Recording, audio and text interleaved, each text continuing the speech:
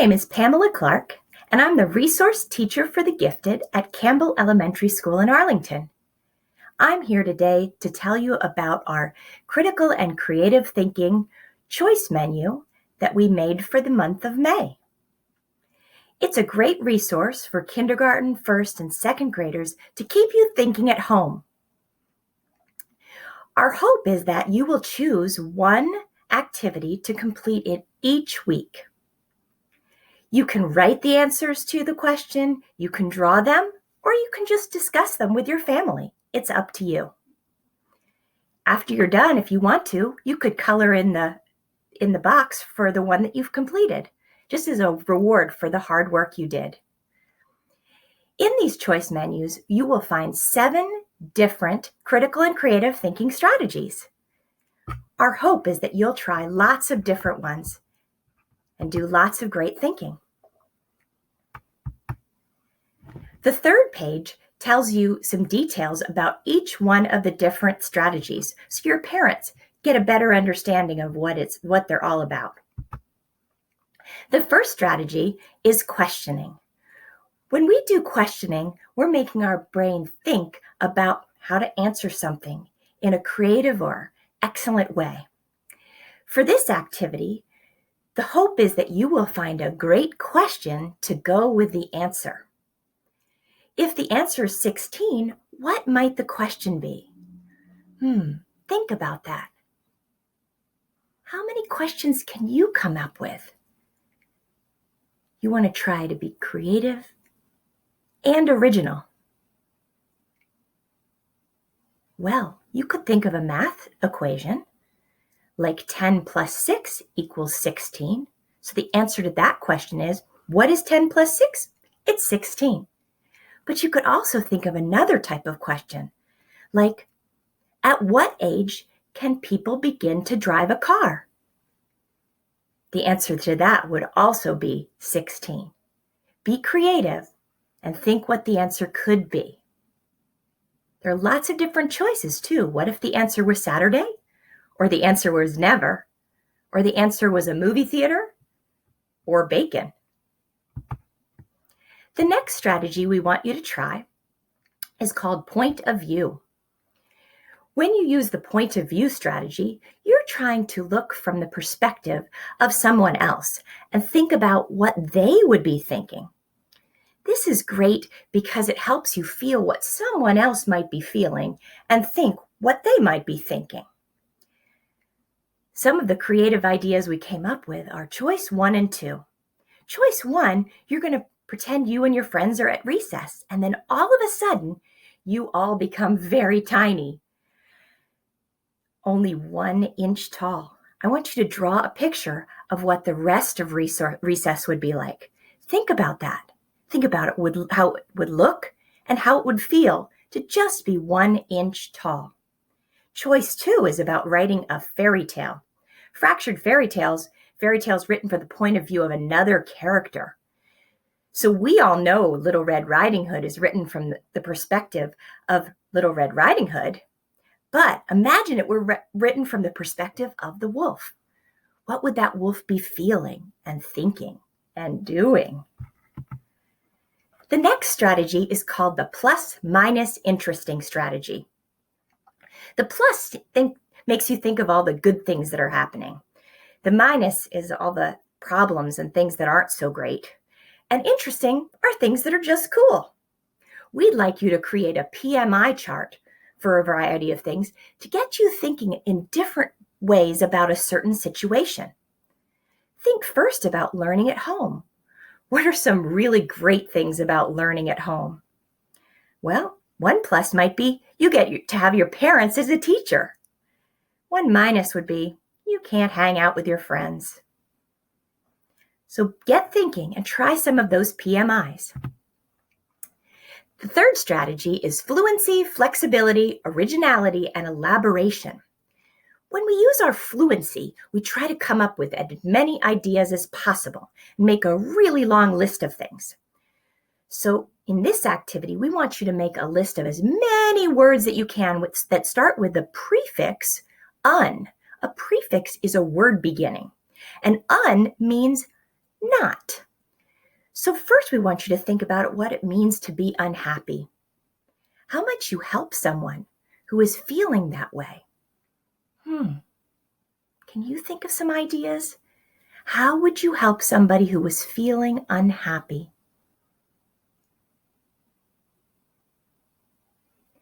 One way that I do it is just smiling. I love to smile at people because it often makes them feel better. Sometimes I like to sing a song. Singing often makes people feel better.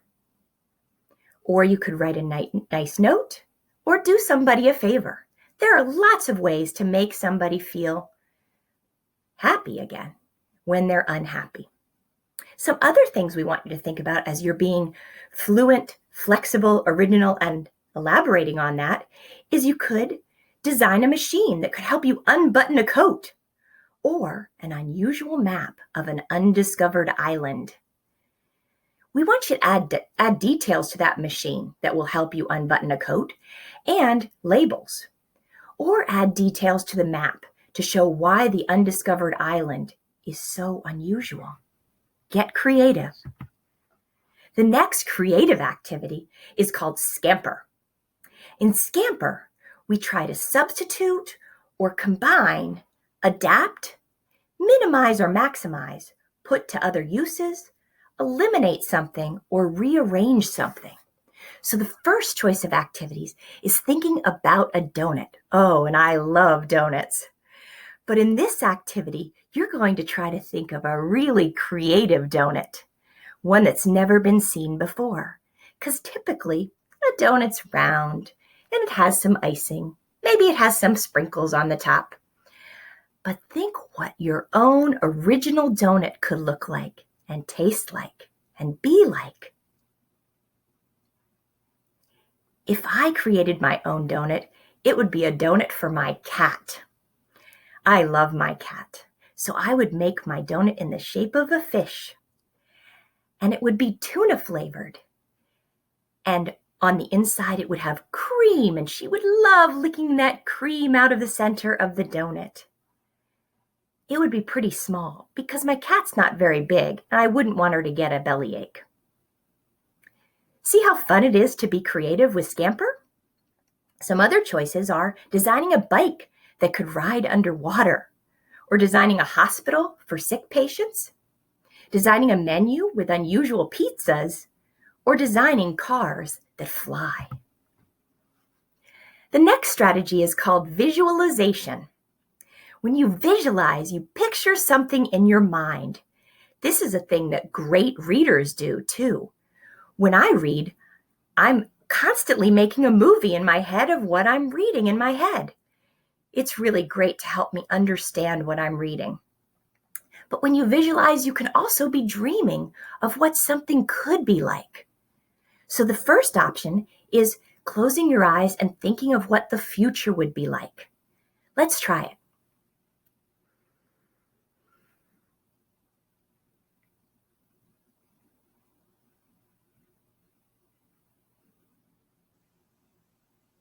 When I dream of the future, I dream of a place where we care so much about the planet that we hardly ever use cars anymore, and the cars that we have put out very little pollution. We also have switched things out, which will have switched things out so that the best thing to do on a weekend would be go outside and garden or plant a tree or observe animals. I think our world is such a wonderful place, but I hope that in the future we'll pay more attention to the natural things and care about them. That's what I see for the future. I wonder what you saw. There are some other things that you could visualize too.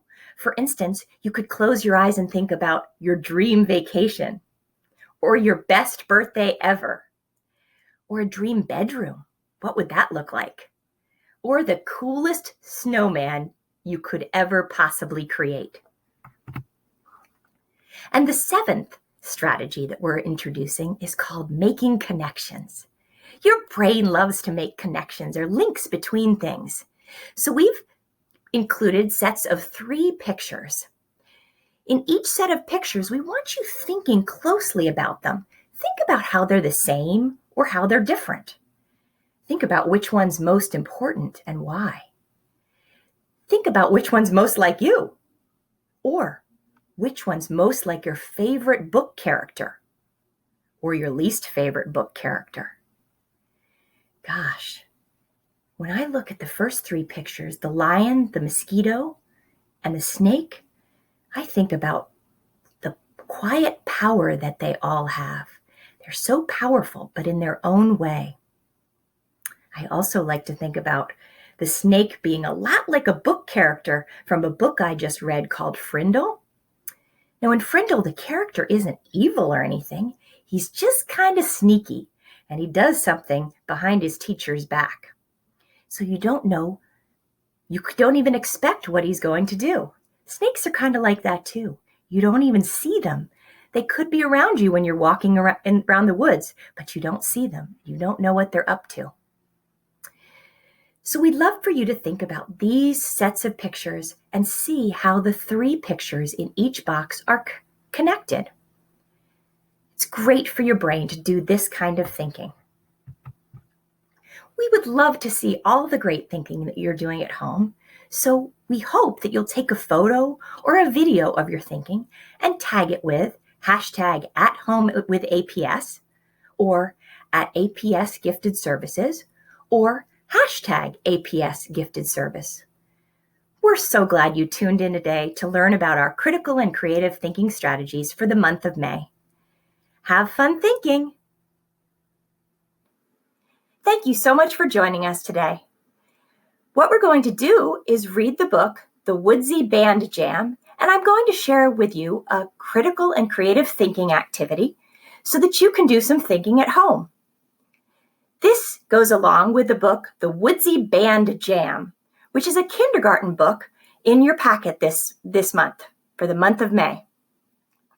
I wanted to do the Woodsy Band Jam because I actually have a friend who is also in a band.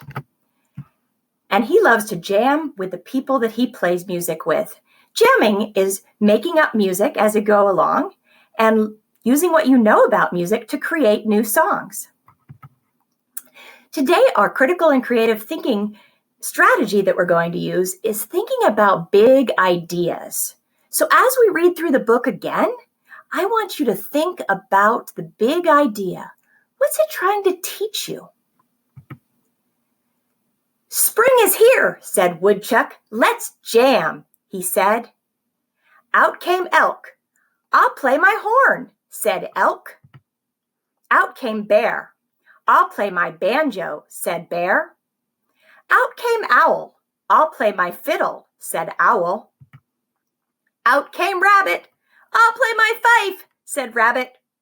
Out came Raccoon. "I'll play my drum," said Raccoon. Out came Fox. "I'll sing," said Fox. Let's jam. And as you can see, all the animals are there together, playing their instruments and having fun. So what's the big idea? What can this teach us? Well, the big idea is all about cooperation. And cooperation is working together to get something done as a team. There are a lot of things we can think about and learn about by observing what cooperation looks like. So what I want you to do is look at the next few pictures and think about what you notice about cooperation.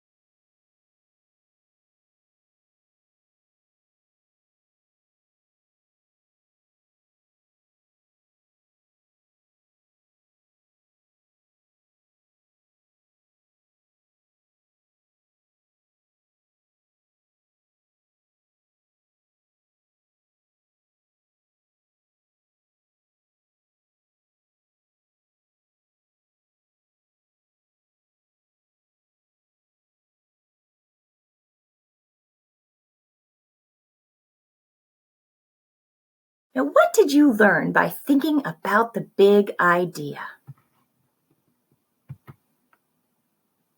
If you look at them, a lot of times they're having fun. Cooperation can be fun because you are working together to get something done, and that often feels good. But cooperation can be hard because sometimes it means you can't always do the things exactly the way you would do them alone. Cooperation helps your team do a great job. Cooperation can lead to better understanding of problems and how to solve them. Cooperation helps when you have an important job to do and you want to make sure you do it right. Cooperation helps you get things done more quickly. Cooperation means that each person might be able to work a little less to meet their goal. The job is easier because more than one person is working on it. Cooperation can make you feel good when you meet your goal. It's so much fun to think about cooperation. So what I want you to do this month is think about different times that you're seeing cooperation in action. Maybe it's while you're working at home. Maybe you're baking your bread with a family member, or setting the table while somebody else is cooking, or watching over your little brother while your mother does something else around the house. Or maybe you see cooperation when you're outside taking a walk. I know I've seen some construction workers who are helping each other get the job done. You can also notice cooperation when you're watching TV or videos. Sometimes the characters on screen are also cooperating, and this happens in books that you're reading too. So I would love for you to look for examples of cooperation this week as you're out and about. Another fun thing to do would be to try making some music at home with your family.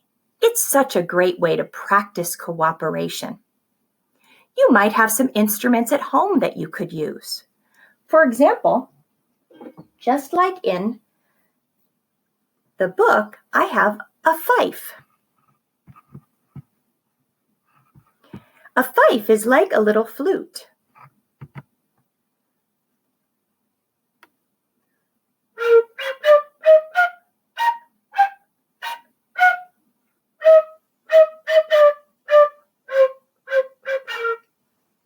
You can use that, something like that in your home. You might have a recorder. I don't have a fiddle, but I do have a ukulele.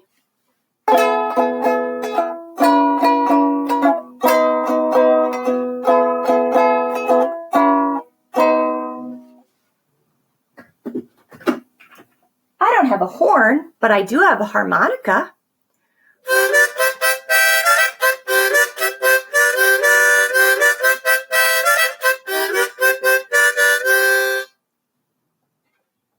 I happen to have a drum from another country.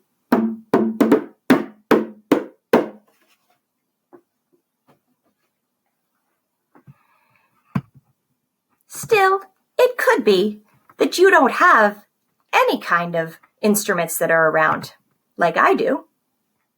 But you could make some of your own with some supplies that you have at home, like boxes or empty containers, like my oatmeal box or my canister for lemonade, or some old boxes or paper towel rolls, toilet paper rolls, straws, pens, wax paper, and rice.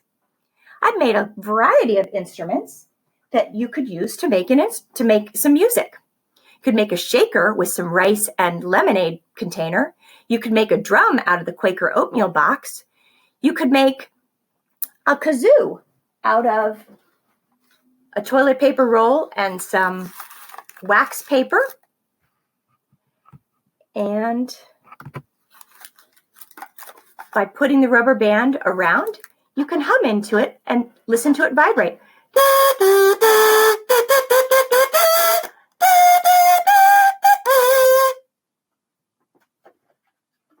I don't have any stringed instruments, if I didn't have a stringed instrument, I could go ahead and make one with some rubber bands.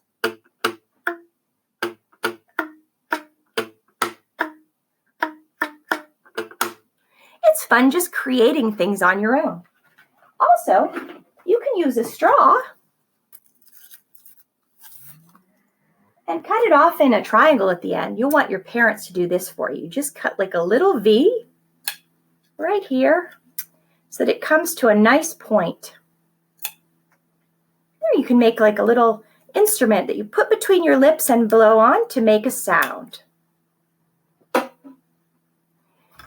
can also use water glasses to make different sounds by putting different amounts of water in them. So what we're going to do now is we're going to cooperate and we're going to create some music just with some things we have at home.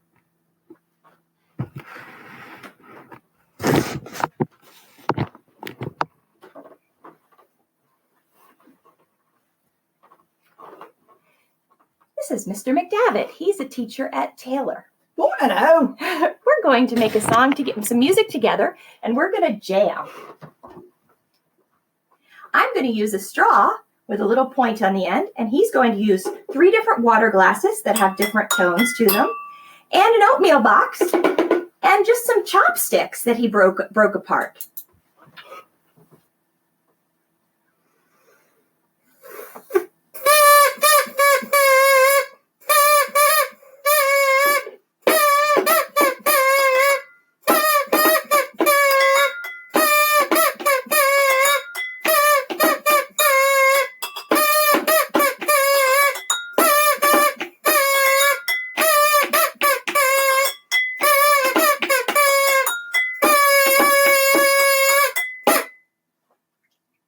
Wasn't that fun?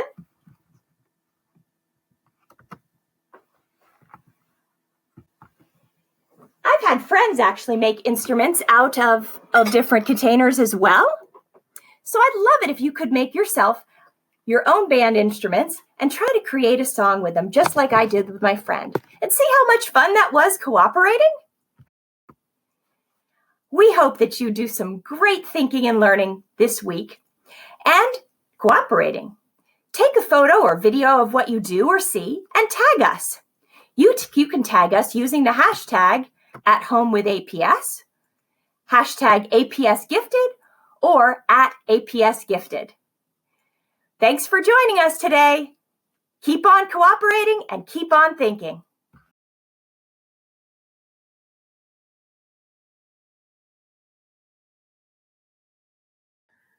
Hello, Arlington families. We are so glad that you could join us. If you have a kindergartner in your family, you should be receiving the book titled What Animals Eat for the month of May. It is written by Cheryl Ryan, illustrated by Joe Botti, and this video is adapted by me, Jackie Green, RTG, which stands for Resource Teacher of the Gifted, at Randolph. Also, in this book, here are some example pages. We will follow some of the animals and what they like to eat and the sounds that they make. For example, cows like to eat grass, munch, munch. Pandas like to eat leaves, munch, munch. Monkeys like to eat fruit, slurp, slurp. And seals like to eat fish, gulp, gulp. So we would also like to try something new. We would like for you to think about the point of view or perspectives of the animals. So in this critical and creative thinking strategy, students or you will explore an idea from multiple perspectives. So what does that mean? Well, in this book, What Animals Eat, you are going to think about it from the perspectives of different animals. That's exciting. Are you ready to begin? Great, let's go. Take a look at the picture of these cows. What might these cows be thinking or feeling? Take a few seconds and think about it.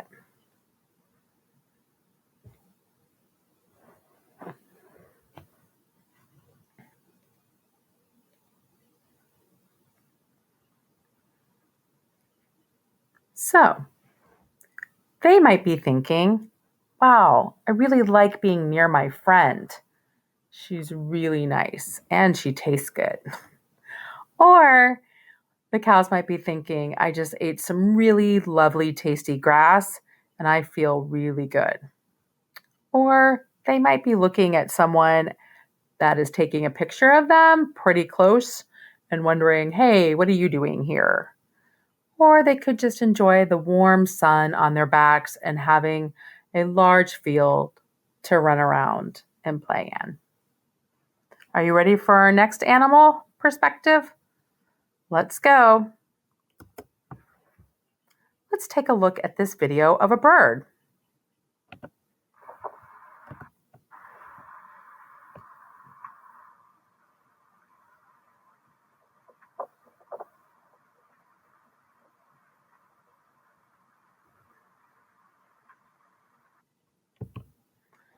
If you were this bird, what are you thinking? What are you feeling? Go ahead and think about that for a few seconds as well.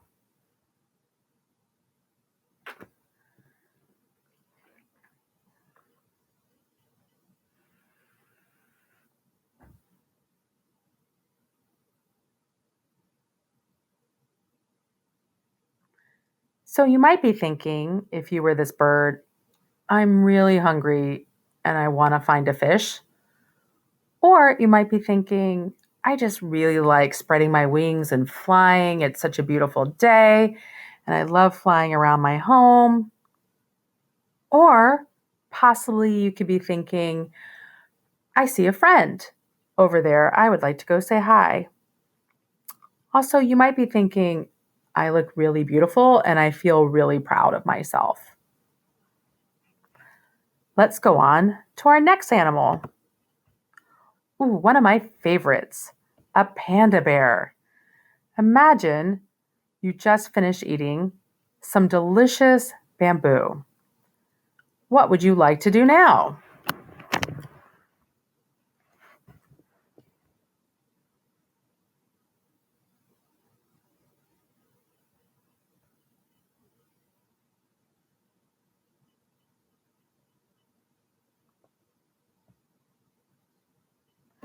I bet you had some really good thoughts there.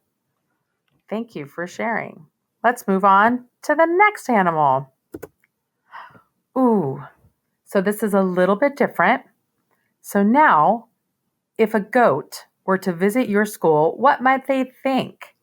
So you need to think about it from the point of view of a goat visiting your school. So I'll give you a little time to think about that.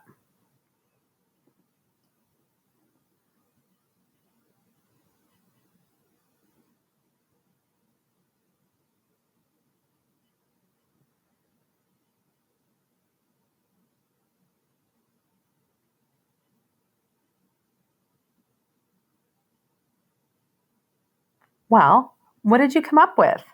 So if I was a goat visiting my school, which is Randolph Elementary School, I would think all of the students and all of the teachers were really friendly because they would probably say hello and try to pet me. I would also be really excited because I think I would smell food coming from the cafeteria or from the teacher's lounge or from classrooms. And I love food. So overall, I would think school was pretty great. So here are some ideas for things that you can do later. You might, if you wanted to, if you have a pet or imagine that you have a pet, how do they feel when they leave the house? Where do they think you go? What do you think your pet would like to tell you if they could? Draw a picture or record a video sharing your ideas. This is my cat, Pumpkin. He, I think, thinks he's helping me with my work and likes to keep me company as I'm working on my laptop. So, in all honesty, he is actually a really great coworker. Draw a picture and record your ideas. Another idea that you might want to do using the point of view critical and creative thinking strategy is to walk around your background, neighborhood, or look from your window at plants and flowers. Then you could write a story, draw a picture, or tell your family member a short story from the point of view of a dandelion seed. That's pictured right here. Here are some questions to help you think. Where would you go if you were the seed? How far would you travel? Would you go to another neighbor's house? Would you travel to a beach or a farm? Would you go to another city or state or maybe even another country? How would you feel? Would you be excited or scared, nervous, lonely? Just a few ideas to help you think about it.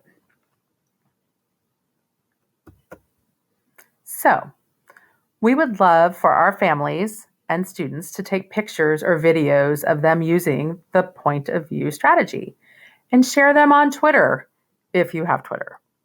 If you do that, we would also love it if you could tag us with either the hashtag at home with APS or APS gifted services, and also at APS gifted services. Lots of choices there. Thank you so much for joining us. We hope you had a little inspirational, creative fun thinking about this strategy and one of the books that you'll be receiving. Have a great day.